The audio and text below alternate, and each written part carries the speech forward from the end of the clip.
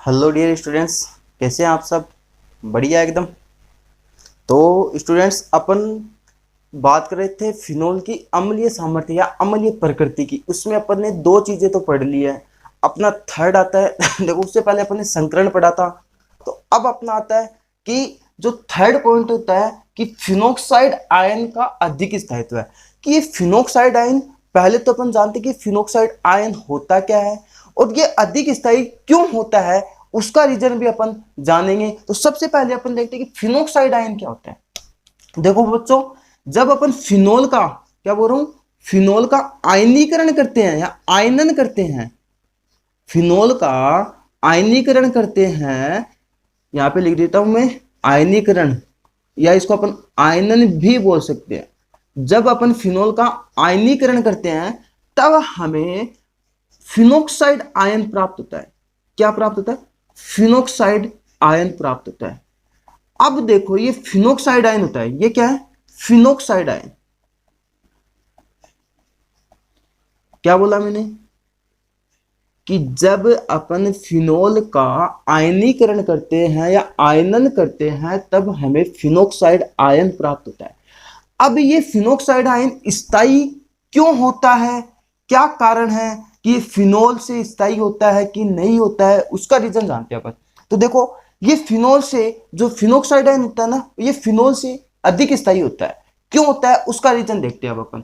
कि देखना, सबसे पहले अपन बात करते हैं फिनोल। देखो, फिनोल में आवेश का पृथक्करण होता है। क्या होता है? आवेश का पृथक्करण। कैसे होता है वो देखते हैं अपन। देखो, दो चीजें हैं। देखो, क्या बोला मैंने, ध्यान से सुनो इस बात को, क्योंकि इंपॉर्टेंट बात है ये। कि अपन ने बोला कि फिनोक्साइड आयन होता है वो फिनोल से अधिक स्थायी होता है। क्यों होता है? क्योंकि फिनोल में तो आवेश का पृथक्करण होता है, जबकि फिनोक्साइड आयन में आवेश का विस्थानीकरण होता है, मतलब आवेश ही घूमता है। तो फिनोक्साइड में पृथक्करण का मतलब, पहले आवेश नहीं होता है उस फिनोल में, लोन पेयर होते हैं, फिर वो लोन पेयर एक आवेश का रूप लेते हैं, इसीलिए इसमें क्या होता है? आवेश का पृथक्करण। लेकिन इस फिनोक्साइड आयन में पहले से ही नेगेटिव है, वो ही घूमता रहता है, मतलब डीलोकेलाइज होता रहता है, विस्थानीकरण होता होता रहता है उस आयन का। इसीलिए ये क्या होता है? अधिक स्थायी होता है। कैसे होता है वो देखते हैं अपन। ये क्या है? फिनोल। ये है अपने पास फिनोल। ठीक है। इसमें आवेश का पृथक्करण किस प्रकार से होगा देखना। इसकी अनुनादी संरचना बनाते हैं। ये लोन पेयर इधर आया, ये बॉन्ड इधर, तो क्या बनेगा अपने पास? ये वाला, ये वाली संरचना मिलेगी अपने को। इन दोनों बॉन्ड को अपन ने कुछ कहा ही नहीं, बेचारे शांति से बैठे हैं। यहाँ पे ये लोन पेयर आया तो यहाँ पे डबल बॉन्ड आ गया, ये ऑक्सीजन आ गया, ये एच आ गया, इस पे आ गया पॉजिटिव। ये लोन पेयर है ही इसके पास। ठीक है। अब सेकेंड स्थिति में क्या हुआ? यहाँ पे आ गया नेगेटिव, क्योंकि ये बॉन्ड के इलेक्ट्रॉन यहाँ पे आ गए। अब देखो, ये बॉन्ड नेगेटिव चार्ज यहाँ पे आएगा और ये बॉन्ड के इलेक्ट्रॉन यहाँ पे जाएंगे, तब कौन सी स्ट्रक्चर प्राप्त होगी अपने को? तब अपने पास स्ट्रक्चर आके बनेगी ये वाली। अनुनादी संरचनाएं सबको बनानी आती हैं, आई होप। हमने कई बार देख चुके हैं अनुनादी संरचनाएं। अगर नहीं आती है तो आप बताना, आपको वापस से सिखाएंगे। लेकिन ये अनुनादी संरचनाएं बहुत ईजी है, आपको हर एक अनुनादी संरचना में वही अपन काम करते आ रहे हैं। इलेक्ट्रॉन या जो लोन पेयर है वो आते हैं, फिर नेगेटिव चार्ज आता है, वो घूमता रहता है ना। तो यहाँ पे ये आया तो यहाँ पे बन गया बॉन्ड, और यहाँ पे ये इस बॉन्ड को कुछ कहा नहीं अपन ने, ये ऑक्सीजन, ये एच, ये लोन पेयर, इस पे पॉजिटिव चार्ज। और देखो, ये बॉन्ड के इलेक्ट्रॉन यहाँ गए तो यहाँ पे आ गया नेगेटिव चार्ज। ठीक है। अब नेक्स्ट स्टेप में क्या होता है? नेक्स्ट स्टेप में होता है कि ये जो नेगेटिव चार्ज है, ये वाला नेगेटिव चार्ज यहाँ पे और ये बॉन्ड के इलेक्ट्रॉन यहाँ पे, तो क्या बनेगा? तब ये स्ट्रक्चर अपने पास बनेगी। ये यहाँ पे नेगेटिव चार्ज, ये बॉन्ड ऐसे, यहाँ पे O H positive lone pair. अब क्या होगा नेक्स्ट स्टेप में? ये नेगेटिव चार्ज यहाँ पर, ये बॉन्ड के इलेक्ट्रॉन वापस इसके पास, तो ये हो गया लास्ट स्टेप अपनी। तो लास्ट संरचना बनती है वो ये बनती है स्टूडेंट्स, ये वापस इसके पास लोन पेयर। ठीक है। तो ये बनता अपने पास क्या? फिनोल में आवेश का पृथक्करण हुआ है, क्योंकि यहाँ पे पहले देखो नेगेटिव चार्ज नहीं था, लेकिन ये बॉन्ड, मतलब लोन पेयर गए, यहाँ पे नेगेटिव चार्ज उत्पन्न किया, मतलब आवेश का पृथक्करण हो रहा है यहाँ पे। लेकिन जो फिनोक्साइड आयन होता है, क्या बोल रहा हूं, फिनोक्साइड आयन, फिनोक्साइड आयन में आवेश का विस्थानीकरण होता है। कैसे होता है वो देखते हैं। देखना, फिनोक्साइड आयन की संरचना क्या है, ये है। तो अब देखो, ये अपन बनाते हैं फिनोक्साइड आयन। ये क्या है, फिनोक्साइड आयन। ये O माइनस, यहां पे ये बॉन्ड, ये है अपने पास क्या, फिनोक्साइड आयन। इसकी अनुनादी संरचना बनानी है अपने को। देखो, इसके पास लोन पेयर तो है, लेकिन इसकी अनुनादी संरचना बनानी है। तो इसमें क्या है, पहले से नेगेटिव चार्ज है, ये नेगेटिव चार्ज यहां पे जाएगा, ये बॉन्ड के इलेक्ट्रॉन यहां पे, तब अपने पास संरचना बनेगी ये वाली। देखो, इन दो बॉन्ड को तो अपन ऐसा का ऐसा, अभी तक इनको कुछ बोला ही नहीं अपन ने। यहां पे ये जो नेगेटिव चार्ज था वो आया, तो यहां पे आ गया डबल बॉन्ड, और यहां पे ये बॉन्ड के इलेक्ट्रॉन गए तो यहां पे आ गया नेगेटिव चार्ज। अब नेक्स्ट स्टेप में क्या होता है, ये नेगेटिव चार्ज यहां पे जाता है और ये बॉन्ड के इलेक्ट्रॉन इस कार्बन पे जाते हैं, तब अपने पास बन जाता है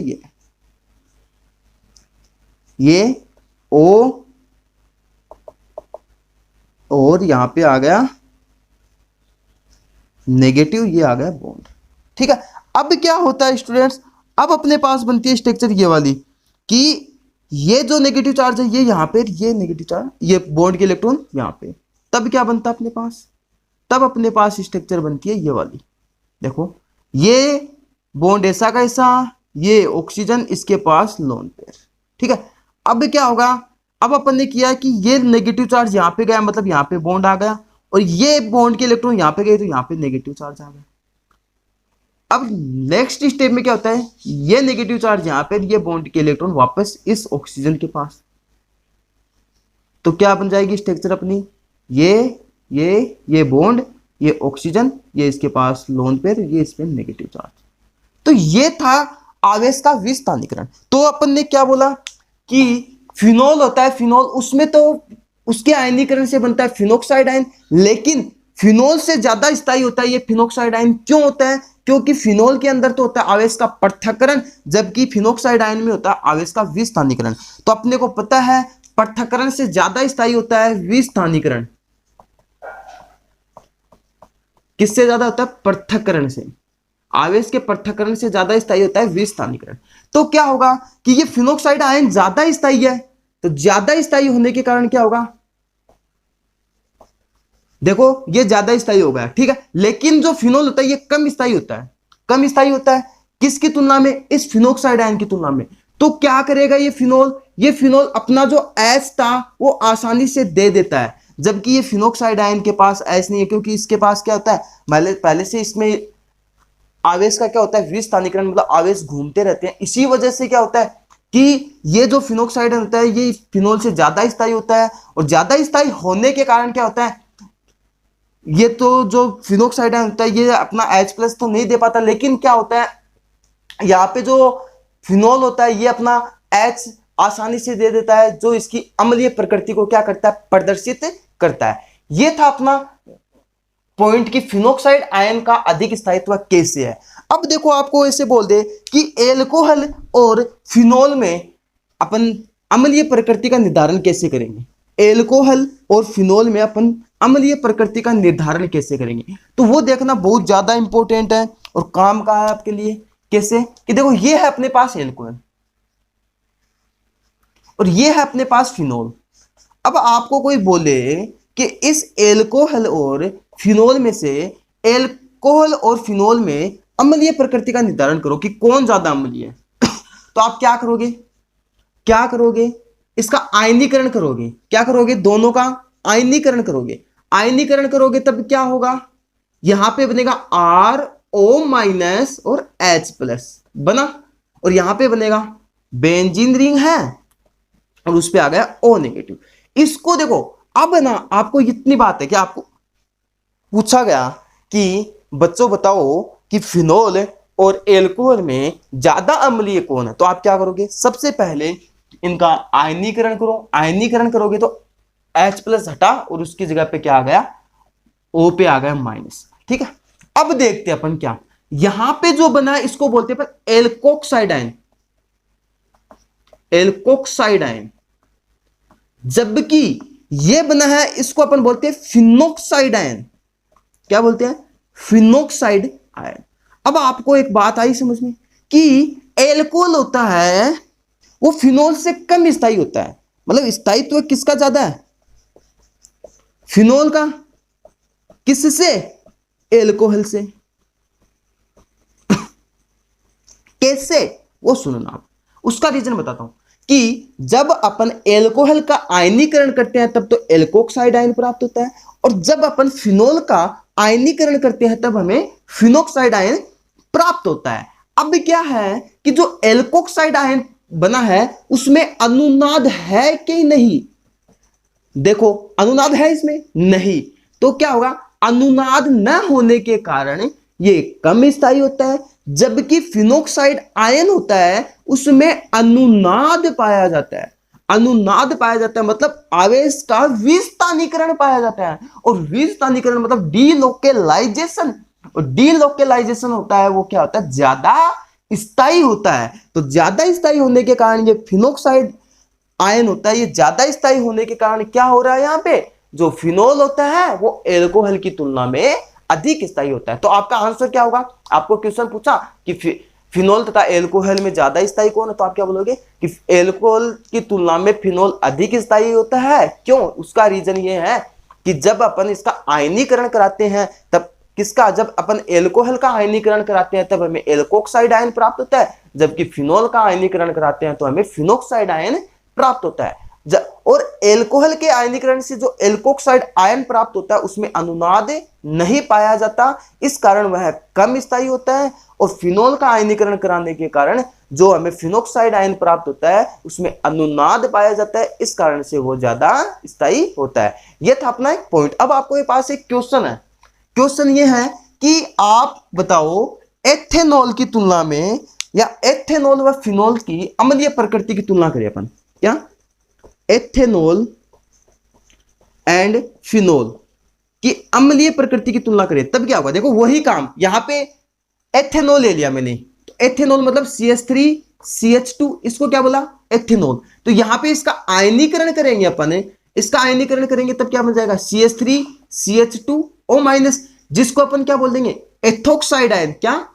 एथोक्साइड आयन। अब देखो काम हुई है, एथोक्साइड आयन में क्या अनुनाद है?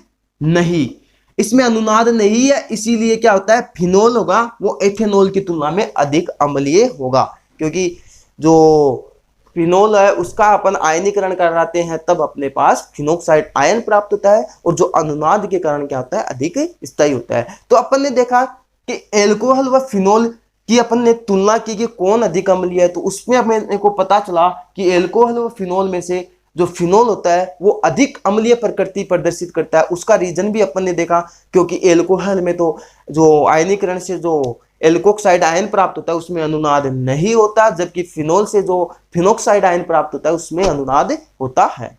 तो स्टूडेंट्स अब अपन देखते हैं कि फिनोल होता है उसकी अम्लीय सामर्थ्य देख रहे थे अपन। तो फिनोल की अम्लीय सामर्थ्य के ऊपर अगर कोई प्रतिस्थापित समूह जोड़ दिया जाए, क्या कि कोई प्रतिस्थापित समूह जोड़ दिया जाए तो उसकी अम्लीय सामर्थ्य पे क्या प्रभाव पड़ेगा वो देखते हैं। तो अपन देखते हैं कि फिनोल होता है वो ऑर्थोपेरा डायरेक्टिंग होता है, अपन ने देखा था, मतलब ऑर्थोपेरा निर्देशी होता है।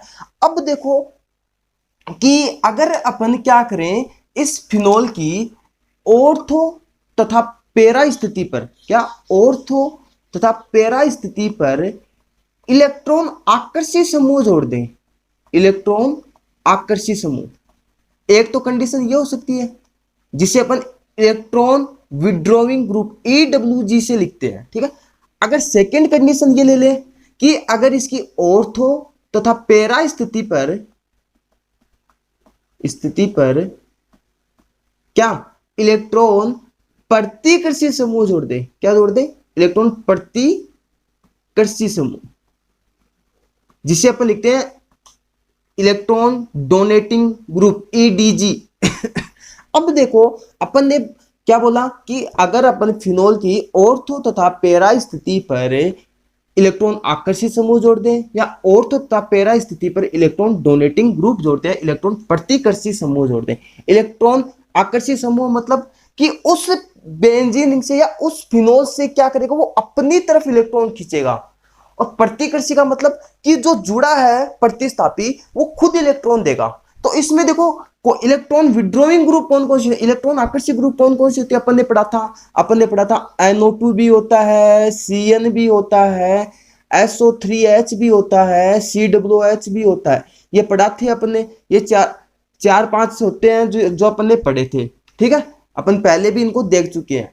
और इलेक्ट्रॉन प्रतिकर्षी समूह कौन से होते हैं, इलेक्ट्रॉन प्रतिकर्षी में आप ले सकते हो NH2 ले सकते हो, यहाँ पे आप ले सकते हो OCH3 ले सकते हो, और भी ग्रुप ले सकते हो, जैसे OH होता है OH ये भी क्या होता है, एक इलेक्ट्रॉन प्रतिकर्षी समूह। अब मैंने क्या बोला, मैंने ये बोला कि अगर फिनोल की ऑर्थो तथा पैरा स्थिति पर ये दोनों ग्रुप जोड़ दें, मतलब एक बार ये एक बार ये, तब इसकी अम्लीय सामर्थ्य पे क्या प्रभाव पड़ेगा वो देखना अपने को, कि इसकी अम्लीय सामर्थ्य कम होगी कि ज्यादा होगी वो देखते हैं। तो देखो ये अपने पास क्या है, फिनोल है, ये फिनोल।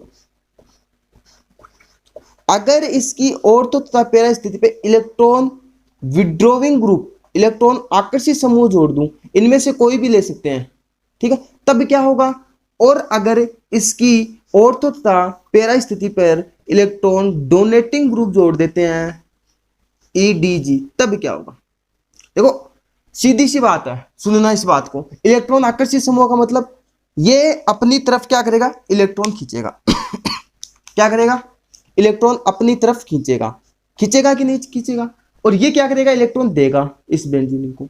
तब क्या होगा देखना, अगर ये अपन ने पढ़ा था कि अगर ये इलेक्ट्रॉन विड्रॉविंग ग्रुप अपनी तरफ इलेक्ट्रॉन खींचता है तो इस ऑक्सीजन और ये हाइड्रोजन का बंध होता है, ये क्या होता है, दुर्बल हो जाता है। क्या हो जाता है, दुर्बल हो जाता है, जिससे क्या होता है, ये H+ आसानी से निकाल देता है। और H+ आसानी से निकाल देगा तो अम्लीय सामर्थ्य क्या हो जाएगी, बढ़ जाएगी, अम्लीय सामर्थ्य हो जाती है, वो बढ़ जाती है। ठीक है, क्या बोला मैंने कि देखो ध्यान से सुनो, ये पॉइंट अगर आपको समझ में आ गया, आपका ये पहले भी पढ़ा हुआ बच्चों, क्या कि जब आपने इस फिनोल की ऑर्थो तथा पैरा स्थिति पे इलेक्ट्रॉन आकर्षित समूह जोड़ देते हैं, तब क्या होता है कि देखो इनमें से कोई भी जोड़ दो आप, तो क्या होगा, ये अपनी तरफ इलेक्ट्रॉन खींचेंगे, अपनी तरफ इलेक्ट्रॉन खींचेंगे तो इस बेंजीन पे क्या हो जाएगा, जो बेंजीन इस पे इलेक्ट्रॉन घनत्व कम हो जाएगा, जिससे क्या होगा, ये ऑक्सीजन और हाइड्रोजन का बंध होगा, ये दुर्बल बंध हो जाएगा। दुर्बल बंध होने के कारण क्या होगा, ये आसानी से H+ निकाल देगा। और H+ निकाल देगा मतलब वो उसकी H+ का निकलना मतलब क्या है, यहाँ पे उसकी अम्लीय सामर्थ्य को डिनोट कर रहा है, अम्लीय सामर्थ्य को बता रहा है। और अम्लीय सामर्थ्य को बता रहा है मतलब जितना जल्दी H+ निकलेगा उसकी अम्लीय सामर्थ्य उतनी ही ज्यादा होगी। तो जैसे ही अपने फिनोल की ऑर्थो या पैरा स्थिति पे इलेक्ट्रॉन आकर्षित समूह जोड़ते हैं तो वो उसकी अम्लीय सामर्थ्य को बढ़ा देता है। लेकिन अब दूसरी स्थिति आ जाए अपने पास कि अगर फिनोल की ऑर्थो तथा पैरा स्थिति पे इलेक्ट्रॉन प्रतिकर्षी समूह जोड़ते हैं, इलेक्ट्रॉन प्रतिकर्षी समूह मतलब, इलेक्ट्रॉन प्रतिकर्षी मतलब इस बेंजीन रिंग को इलेक्ट्रॉन देने वाला, कि इलेक्ट्रॉन ले जा, मेरे पास पड़े हैं तू ले जा, तो इसको क्या करें, इलेक्ट्रॉन देने वाले समूह जोड़ दें, इलेक्ट्रॉन प्रतिकर्षी समूह जोड़ दें, इलेक्ट्रॉन डोनेटिंग ग्रुप जोड़ दें, तब क्या होगा देखना। अगर ये इलेक्ट्रॉन इसको देगा तो इस ऑक्सीजन के पास इलेक्ट्रॉन की तो कमी नहीं होगी। अगर कमी नहीं होगी तो ये हाइड्रोजन और ऑक्सीजन बॉन्ड टूटना संभव है क्या, इतना जल्दी नहीं टूटेगा। इस कारण से अम्लीय सामर्थ्य कम हो जाती है। अब क्या निष्कर्ष निकला बच्चों, निष्कर्ष ये निकला बेटा, ध्यान से सुनो, कि अगर अपन इलेक्ट्रॉन आकर्षित समूह जोड़ देते हैं तो अम्लीय सामर्थ्य बढ़ जाती है, और अगर अपन इलेक्ट्रॉन प्रतिकर्षी समूह जोड़ देते हैं तो अम्लीय सामर्थ्य कम हो जाती है। अब देखो अब एक पॉइंट है कि आपने +M और -M इफेक्ट पढ़ा होगा कहीं पे, आपने 11th में आता है आपके कि +M इफेक्ट और -M इफेक्ट क्या होते हैं, जिसको अपन +R -R भी बोल देते हैं कई बार, है ना। तो क्या होता है कि जो +M वाले समूह होते हैं वो अम्लीय सामर्थ्य क्या करते हैं, कम करते हैं। +M वाले समूह क्या होते हैं, अम्लीय सामर्थ्य को घटाते हैं, जबकि -M वाले अम्लीय सामर्थ्य को बढ़ाते हैं। क्या बोला कि जिन इनका याद रखने का तरीका है, फंडा आप कैसे याद रखोगे? ये क्या होते हैं? ये होते हैं प्लस एम प्रभाव दर्शाने वाले। क्या? प्लस एम प्रभाव दर्शाने वाले। और ये क्या होते हैं? माइनस एम प्रभाव दर्शाने वाले। ठीक है, तो अपन क्या बोलेंगे कि प्लस एम प्रभाव दर्शाने वाले अम्लीय सामर्थ्य को घटा देते हैं, जबकि माइनस एम प्रभाव दर्शाने वाले अम्लीय सामर्थ्य को बढ़ा देते हैं। अब देखो आपको मेन जो बात याद रखनी है वो कि जब भी फिनोल के ऊपर इलेक्ट्रॉन आकर्षित समूह जुड़ा है, इलेक्ट्रॉन विड्रॉइंग ग्रुप जुड़ा है, तो अम्लीय सामर्थ्य क्या होगी? बढ़ेगी। और जब भी और फिनोल की ऑर्थो तथा पैरा स्थिति पे इलेक्ट्रॉन प्रतिकर्षी समूह जुड़ा है तो अम्लीय सामर्थ्य क्या होगी? कम होगी। अब आपसे एक क्वेश्चन है, क्या? देखना, ये एक क्वेश्चन करना अपने को कि अगर आपके पास ऐसे आ जाए, ये पूछूं मैं आपको कि ये फिनोल है अपने पास, ठीक है, देखो 3 फिनोल बना रहा हूं मैं, 3 फिनोल बना रहा हूं, ये भी क्या है? फिनोल। अब देखना क्या कर रहा हूं, अगर इसके ऊपर मैं NO2 जोड़ दूं ये ऐसा का ऐसा, और अगर मैं इसके ऊपर OCH3 जोड़ दूं, तब अम्लीय सामर्थ्य किसकी ज्यादा होगी? तब अम्लीय सामर्थ्य किसकी ज्यादा होगी? क्रम लिखना अपने को कि सबसे ज्यादा किसकी, फिर उससे कम, और सबसे कम किसकी होगी। देखो अब ध्यान से देखो, NO2 क्या है बच्चों? NO2 है इलेक्ट्रॉन आकर्षित समूह। क्या है? इलेक्ट्रॉन आकर्षित समूह है। और OCH3 क्या है? इलेक्ट्रॉन प्रतिकर्षी समूह है। तो आपको पता है कि देखो, पहली पॉइंट अपने को क्या पता है, अपने को यह बात याद रखनी है। क्या? ये इस बॉक्स में ध्यान देना आप कि जो बोल रहा हूं वो ध्यान से, क्या कि इलेक्ट्रॉन विड्रॉइंग ग्रुप होते हैं वो अम्लीय सामर्थ्य बढ़ा देते हैं, जबकि इलेक्ट्रॉन डोनेटिंग ग्रुप होते हैं वो अम्लीय सामर्थ्य कम कर देते हैं। ठीक है, अब देखो ये जो NO2 है ये कौन सा ग्रुप है? ये है इलेक्ट्रॉन विड्रॉइंग ग्रुप ये कौन सा है? Electron donating group. ठीक है, अब अपने पास पॉइंट आता है कि देखो ये NO2 है ना, ये तो अम्लीय सामर्थ्य सबसे ज्यादा किसकी होगी? इस NO2 वालों की। इसको मैं लिख देता हूं फर्स्ट, इसको सेकंड, इसको थर्ड। तो सबसे ज्यादा किसकी होगी? फर्स्ट की। अब सेकंड और थर्ड की बात करें तो बच्चों देखो ये इलेक्ट्रॉन प्रतिकर्षी समूह है, तो लेकिन इसके पास तो कुछ है ही नहीं, तो ये इससे तो ज्यादा ही होगा। अरे इसके पास ना कोई आकर्षी समूह है ना कोई प्रतिकर्षी समूह है, तो इसकी सामर्थ्य इससे तो ज्यादा ही होगी। तो सेकंड की इससे ज्यादा और थर्ड की सबसे कम। तो फर्स्ट की सबसे ज्यादा, सेकंड की उससे कम और थर्ड की सबसे कम। तो ये था कि फिनोल की अम्लीय सामर्थ्य पर अगर अपन निर्धारण करें अम्लीय सामर्थ्य का, कैसे कि अगर उसकी ऑर्थो तथा पैरा स्थिति पर कोई प्रतिस्थापी जोड़ दें। अब प्रतिस्थापी दो तरह से जोड़े कि एक तो इलेक्ट्रॉन आकर्षी, एक इलेक्ट्रॉन प्रतिकर्षी। अगर इलेक्ट्रॉन आकर्षी है तो वो अम्लीय सामर्थ्य को बढ़ा देता है, और इलेक्ट्रॉन प्रतिकर्षी है तो वो इलेक्ट्रॉन सामर्थ्य को कम कर देता है। ये था अपना पॉइंट।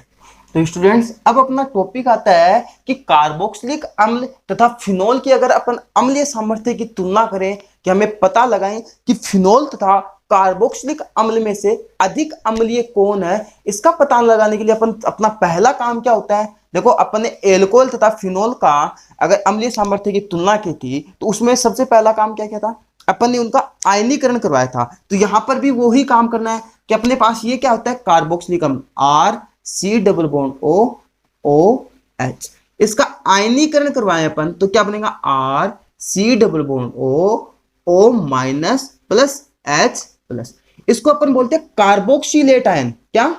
कार्बोक्सिलेट आयन,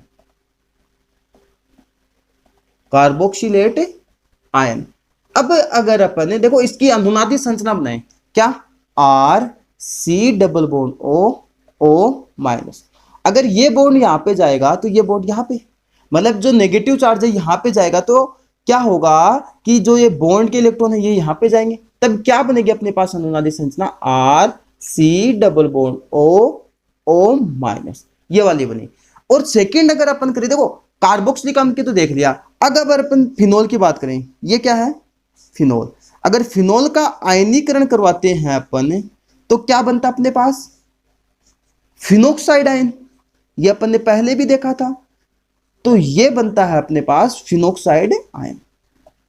ठीक है, अब इस फिनोक्साइड आयन में अगर अपन अनुनादी संरचना लिख ले फिनोक्साइड आयन की, तो ये अपन ने पहले भी देखी है स्टूडेंट्स कि फिनोल की जो फिनोल के आयनीकरण से जो फिनोक्साइड आयन प्राप्त होता है उसकी अनुनादी संरचना क्या होती है। तो यहाँ पे ये बॉन्ड गया, यहाँ पे ये, तो क्या बना अपने पास, ये स्ट्रक्चर बनती है। कौन सी वाली, ये वाली, ये से ये डबल बॉन्ड है ना, और यहाँ पे आ गया नेगेटिव, ये बॉन्ड ऐसा कैसा। अब ये नेगेटिव चार्ज यहाँ पे, ये बॉन्ड के इलेक्ट्रॉन यहाँ पे, तब क्या बनेगा, तब देखो ये वाला, ठीक है, और यहाँ पे देखो ये बॉन्ड था ऐसा कैसा, ये डबल बॉन्ड ओ है ही, और ये नेगेटिव चार्ज यहाँ पे आया तो इन दो के बीच डबल बॉन्ड, और ये बॉन्ड के इलेक्ट्रॉन यहाँ पे गए तो इस पे नेगेटिव चार्ज। अब नेक्स्ट स्टेप में क्या होगा, ये नेगेटिव चार्ज यहाँ पे, ये यहाँ पे, तब क्या बनेगा, तब अपने पास बनेगा ये। अब क्या होगा नेक्स्ट स्टेप में, ये और ये यहाँ पे अपन ये बहुत बार कर चुके हैं, तो खुद से ट्राई करो, इसको आप खुद से लिखने की कोशिश करो कि कैसे अपन ने अनुनादी संरचना बनाई है। ये पॉइंट आया समझ में, क्या बोला कि अपने को फिनोल तथा कार्बोक्सिलिक अम्ल की अम्लीय सामर्थ्य की तुलना करनी है। अब ये तुलना करने के लिए सबसे पहले अपन क्या करते हैं, इनका आयनीकरण करते हैं, और आयनीकरण से जो आयन प्राप्त होता है उसका स्थायित्व देखते हैं। अब आयनीकरण किया अपन ने सबसे पहले कार्बोक्सिलिक अम्ल का, तो कार्बोक्सिलिक अम्ल के आयन से कार्बोक्सिलेट आयन प्राप्त हुआ, और फिनोल के आयनीकरण से अपने पास फिनोक्साइड आयन प्राप्त हुआ। अब देखो अम्लीय सामर्थ्य की तुलना कैसे, कौन सा ज्यादा अम्लीय होगा और कौन सा कम अम्लीय होगा वो देखना अपने को। तो वो देखो अब स्टूडेंट्स कि देखो इधर ध्यान दो एक बार, क्या कि जब अपन ने इसकी अनुनादी संरचना बनाई कार्बोक्सिलिक अम्ल की, क्या कार्बोक्सिलिक अम्ल की अनुनादी संरचना बनाई, तो उसमें नेगेटिव चार्ज था, वो किस पे आया, ऑक्सीजन पे आया, दोनों पे, अरे इस ऑक्सीजन पे, इस ऑक्सीजन पे। तो कार्बोक्सिलिक अम्ल को मैं लिख रहा हूं Ca से लिख देता हूं, कार्बोक्सिलिक एसिड। इसमें जो नेगेटिव चार्ज होता है वो डीलोकेलाइज कहां पे हो रहा है, ओनली अधिक विद्युत ऋणी पे। किस पे हो रहा है, अधिक विद्युत ऋणी पे, मतलब दो अधिक विद्युत ऋणी है, दो अधिक विद्युत ऋणी ऑक्सीजन परमाणु पर, ठीक है। लेकिन फिनोल में, सॉरी फिनोक्साइड आयन था जो बना था, तो इस फिनोल में क्या हुआ कि जो नेगेटिव चार्ज था वो कहां हुआ, एक तो ऑक्सीजन पे और एक कार्बन पे, मतलब एक तो अधिक विद्युत ऋणी पे, एक कम विद्युत ऋणी पे।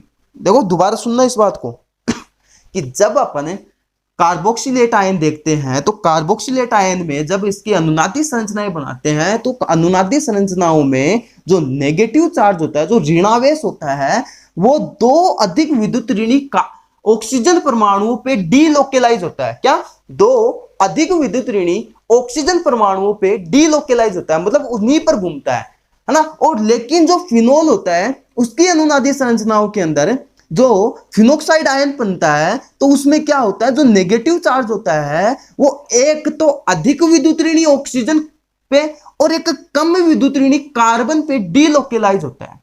तो एक तो दो अधिक विद्युत ऋणी तत्वों के बीच में हो रहा है और एक के बीच में हो रहा है। तो ज्यादा स्थायी कौन सा होगा कि जब नेगेटिव चार्ज दो अधिक विद्युत ऋणी परमाणुओं के बीच डीलोकेलाइज होता है, वो अधिक क्या होता है, स्थायी होता है। तो अपन बोल सकते हैं ये बात कि फिनोल से ज्यादा अम्लीय कौन होगा, कार्बोक्सिलिक अम्ल होगा। तो ये कार्बोक्सिलिक अम्ल ये बताया है, उसका रीजन ये है कि जो नेगेटिव चार्ज होता है उसकी अनुनादी संरचनाओं में दो अधिक विद्युत ऋणी ऑक्सीजन परमाणुओं के बीच डीलोकेलाइज होता है। इसी वजह से ये H+ देने की सामर्थ्य होती है वो फिनोल से ज्यादा होती है। किसकी, कार्बोक्सिलिक अम्ल की। तो ये पॉइंट आपको 7 स्टार 5 स्टार जितने स्टार आपको लगाने हैं लगा लो, इंपॉर्टेंट है ना, बहुत ज्यादा इंपॉर्टेंट है। क्यों सुनना क्योंकि आपके क्वेश्चन आ सकता है कि फिनोल तथा कार्बोक्सिलिक अम्ल की अम्लीय सामर्थ्य की तुलना कीजिए। 1.5 नंबर का आ सकता है ये आपको 1 नंबर का क्वेश्चन आ सकता है यहां से। कैसे आएगा कि अगर आपको आंसर देना है तो सबसे पहले इनकी दोनों की आयनीकरण करवाओ, आयनीकरण के बाद में इनकी अनुनादी संरचना बनाओ, बना दिया। फिर आपको क्या लिखना है कि जो कार्बोक्सिलिक अम्ल के आयनीकरण से कार्बोक्सिलेट आयन प्राप्त होता है और फिनोल के आयनीकरण से फिनोक्साइड आयन प्राप्त होता है। अब इनकी अनुनादी संरचनाओं के अंदर कार्बोक्सिलिक अम्ल के अंदर क्या होता है कि जब कार्बोक्सिलेट आयन बनता है तो उनमें नेगेटिव चार्ज होता है, वो 2 अधिक विद्युत ऋणी ऑक्सीजन परमाणुओं के बीच डीलोकेलाइज होता है, जबकि फिनोल के अंदर जो फिनोक्साइड आयन प्राप्त होता है उसमें जो नेगेटिव चार्ज होता है वो एक तो अधिक विद्युत ऋणी परमाणु ऑक्सीजन तथा एक कम विद्युत ऋणी परमाणु कार्बन के बीच डीलोकेलाइज होता है। इसी वजह से जो कार्बोक्सिलिक अम्ल होता है उसकी H+ देने की सामर्थ्य फिनोल की तुलना में ज्यादा होती है, इसीलिए कार्बोक्सिलिक अम्ल फिनोल की तुलना में अधिक अम्लीय प्रकृति प्रदर्शित करता है या अधिक अम्लीय होता है। अब अपन करते हैं क्वेश्चन। तो क्वेश्चन देखना, उसमें देखो क्या पूछा आपको अपने को कि उनकी अम्लीय सामर्थ्य के घटते क्रम में लिखना है। आपको कुछ कंपाउंड लिख के देता हूं, उनको उनकी अम्लीय सामर्थ्य के घटते क्रम में लिखना है। तो सबसे पहले देखो ये अपने पास HCOO पहला, ये सेकंड अपने पास ये है फिनोल, थर्ड अपने पास है H2O, फोर्थ अपने पास है CH3 CHOH CH3, फिर अपने पास CH3 CH2OH, फिर अपने पास है CH3 CH3 CH3OH। अब देखो, अब आपको आइडिया लगाना है कि कौन सा ज्यादा स्थायी होगा, यानी अम्लीय सामर्थ्य के घटते क्रम में लिखना है कि सबसे ज्यादा अम्लीय कौन, फिर सबसे मतलब सबसे ज्यादा, उससे कम, उससे कम, उससे कम, उससे कम, सबसे कम वाला सबसे लास्ट में लिखना है। तो अब आपको आंसर देना है, एक बार सोचो, खुद सोचो, इसको सोच के खुद आंसर दो इसका। दो क्या, देखो सबसे पहले फिनोल कार्बोक्सिलिक अम्ल, देखो फिनोल और कार्बोक्सिलिक अम्ल में ज्यादा स्थायी कौन, कार्बोक्सिलिक अम्ल, तो इसकी अम्लीय सामर्थ्य का क्रम क्या होगा, सबसे ज्यादा कार्बोक्सिलिक अम्ल की, उसके बाद फिनोल की, फिर देखो H2O मतलब जल की होती है, और फिर अपने पास देखो 2 डिग्री एल्कोहल, 1 डिग्री एल्कोहल और 3 डिग्री एल्कोहल। तो सबसे ज्यादा H+ से जितना जल्दी कौन देगा, तो यहां पे अपन ने एल्कोहल पढ़ा था तब देखा था, प्लस आई इफेक्ट लगता है। 3 डिग्री में देखो 3 तरफ से प्लस आई इफेक्ट लगता है, 2 डिग्री में देखो 2 से, और 1 डिग्री में तो 1 से ही लगता है। तो सबसे ज्यादा 1 डिग्री, फिर 2 डिग्री और फिर 3 डिग्री। तो सबसे ज्यादा तो होगी कार्बोक्सिलिक अम्ल की, फिर फिनोल की, फिर जल की, फिर 1 डिग्री अल्कोहल, फिर 2 डिग्री अल्कोहल और फिर 3 डिग्री अल्कोहल। तो सबसे कम किसकी होती है अम्लीय सामर्थ्य, 3 डिग्री अल्कोहल की होती है। अब आपको एक इंपॉर्टेंट, बहुत ज्यादा इंपॉर्टेंट है अम्लीय सामर्थ्य का क्रम, वो याद रखना है आपको हमेशा। 5 स्टार लगा रहा हूं कि सब देखो अम्लीय सामर्थ्य का क्रम सबसे ज्यादा होती है एल्कोहल, ठीक है, उससे ज्यादा मतलब सबसे ज्यादा एल्कोहल, इससे ज्यादा किसी की नहीं होती है। सबसे ज्यादा अम्लीय सामर्थ्य प्रदर्शित करता है वो एल्कोहल, सॉरी कार्बोक्सिलिक अम्ल ही प्रदर्शित करता है ना। तो सबसे ज्यादा तो हो गई कार्बोक्सिलिक अम्ल की। सेकंड नंबर पे आता है H2CO3, फिर आता है फिनोल, फिर आता है H2O, फिर आता है ROH एल्कोहल। एल्कोहल में भी 1 डिग्री, 2 डिग्री और 3 डिग्री। ये आपको हमेशा याद रखना है, ये पॉइंट आपको हमेशा हमेशा हमेशा जब जब आप केमिस्ट्री जब आप केमिस्ट्री पढ़ोगे ये पॉइंट आपको याद रखना है। क्या कि सबसे ज्यादा अम्लीय प्रकृति होती है वो कार्बोक्सिलिक अम्ल की, फिर H2CO3 की, फिर फिनोल की, फिर H2O की, फिर एल्कोहल की। एल्कोहल में सबसे ज्यादा 1 डिग्री की, फिर 2 डिग्री की, सबसे कम 3 डिग्री की होती है। यह था कि फिनोल तथा कार्बोक्सिलिक अम्ल की अम्लीय सामर्थ्य की तुलना कैसे करते हैं, ठीक है। तो स्टूडेंट्स अब अपना आता है कि फिनोल तथा कार्बोक्सिलिक अम्ल को अपन विभेदित कैसे करेंगे। कि अपने को कभी क्या होता है कि कोई मिक्सर दे दिया जाता है सॉल्यूशन का, तो उसमें अगर अपने को विभेदित करना है कि या आपको लैब में बोल दे कि इसमें बताओ कि भाई कार्बोक्सिलिक अम्ल कौन सा है या अपन बोल दे फिनोल कौन सा है, तो आपको देखो क्या होता है कि जब अपन कार्बोक्सिलिक अम्ल फिनोल में विभेदित करना होता है ना, तो उसके लिए क्या करते हैं अपन सोडियम बाइकार्बोनेट के साथ रिएक्शन करवा देते हैं। क्या? सोडियम बाइकार्बोनेट के साथ। तो देखो सबसे पहले अपन देखते हैं कि ये अपने पास मानो फिनोल है। क्या है? ये फिनोल अपने पास, ये है फिनोल। अगर इस फिनोल की रिएक्शन सोडियम बाइकार्बोनेट, क्या सोडियम बाइकार्बोनेट के साथ करवा देते हैं, तभी क्या होगा, तब यह कोई ये विक्रिया नहीं देता है। क्यों नहीं देते उसका रीजन भी बताएंगे आपको। क्या बोल रहा हूं, ध्यान से सुनो कि जब अपन फिनोल की विक्रिया सोडियम बाइकार्बोनेट के साथ कराते हैं तब ये कोई रिएक्शन नहीं देता। उसका रीजन अभी थोड़ी देर पहले एक ऐसे ऐसे ऐसे ऐसे ऐसे करके आपको एक क्रम लिखाया था, आया, उसके लिए बोला था कि जब भी केमिस्ट्री पढ़ो और अम्लीय सामर्थ्य देखो तो ये क्रम याद रखना। क्या था उसमें कि सबसे ज्यादा RCOOH की थी, ठीक है, फिर किसकी थी, H2CO3 की थी, फिर अपने पास था फिनोल और फिर था अपने पास H2O और फिर एल्कोहल था, ठीक है। तो देखो जो ये सोडियम बाइकार्बोनेट होता है वो फिनोल की तुलना में अधिक अम्लीय होता है। मतलब फिनोल यहां किसका काम कर रहा है, दुर्बल अम्ल का। किसका? दुर्बल अम्ल का। तो इस कंडीशन में ये रिएक्शन नहीं होती है।